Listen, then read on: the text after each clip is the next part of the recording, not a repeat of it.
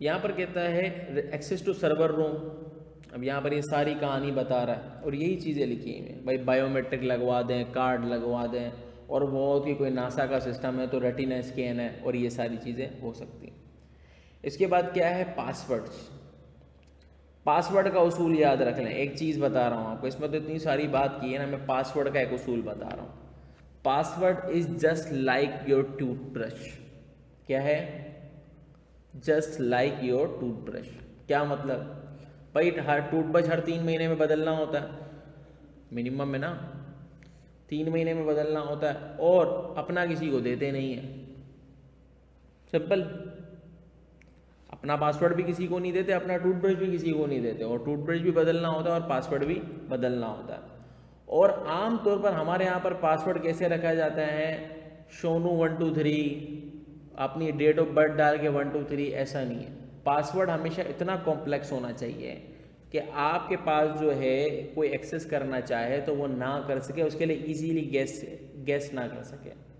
आमतौर पर हमारे जो पासवर्ड होते हैं ना, वो इजीली गेस हो रहे होते हैं, और ये चीज़ सही नहीं है। सो इसी की बात करें आपको, इसी हवाले से यहाँ पर एक चीज़ लिखी हुई है, पासवर्ड पॉलिसीज़। क्या सर पासवर्ड की भी पॉलिसीज़ होती हैं? यस। हम जब डिलॉयट में थे तो वहाँ पर पासवर्ड की पॉलिसी होती थी कि पासवर्ड 8 डिजिट से कम का नहीं हो सकता, उसके अंदर जो है एक कोई ना कोई कैप लेटर इस्तेमाल होगा, कोई ना कोई नंबर इस्तेमाल होगा, नंबर सीक्वेंशियल नहीं हो सकता। इसके अलावा आपके पास स्पेशल कैरेक्टर इस्तेमाल होगा। इसी तरीके से आपके पास हम बात कर लेते हैं इनक्रिप्शन की। किसकी बात कर लेते हैं? इनक्रिप्शन की। इनक्रिप्शन क्या होती है?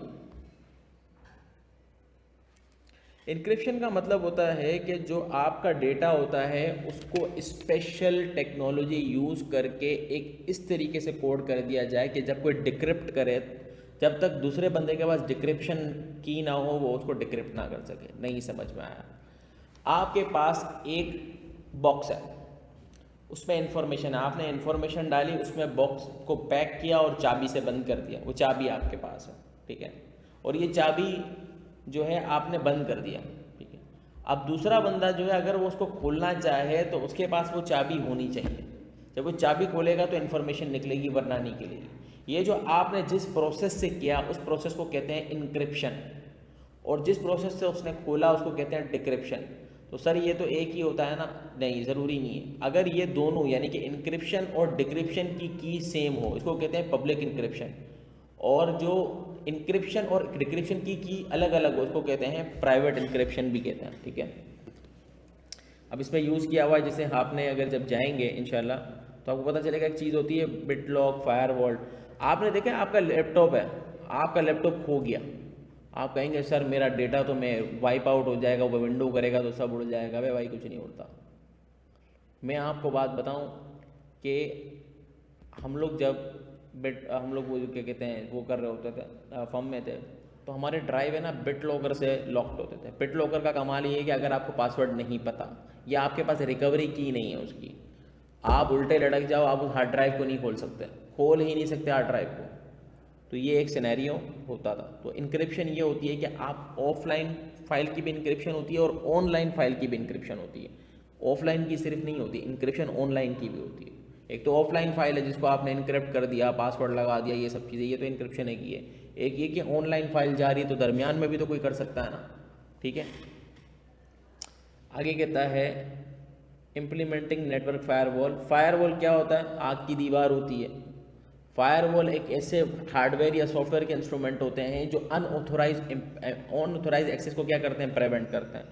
ये आप आगे जाएंगे तो इंशाल्लाह मज़ीद पढ़ेंगे, लेकिन आसान लफ्ज़ों में यही है, आसान लफ्ज़ों में। एंटीवायरस, बस ये आपको मैं क्या बताऊँ, आप तो मेरे से चैम्पियन है।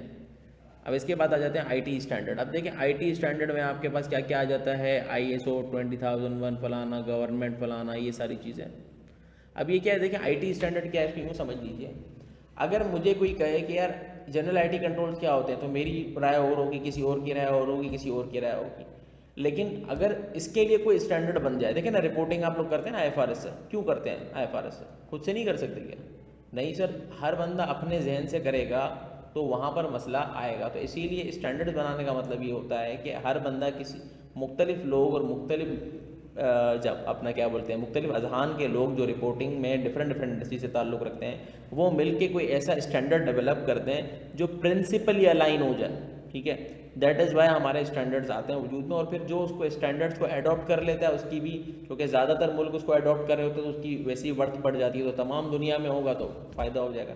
That is why chart accountant वर्दी है भाई, और कोई रीज़न नहीं है। आपको IFRS आता है, आपको आइज़ा आता है, पूरी दुनिया में सेम ही चलता है ना भाई। लॉ अलग होगा, टैक्स अलग होगा, ये थोड़ी चेंज होता है। उधर के गैप का थोड़ा बहुत फ़र्क आता है, लेकिन जो IFRS अडॉप्ट करता है उसके गैप भी उधर कैसे ही होता है।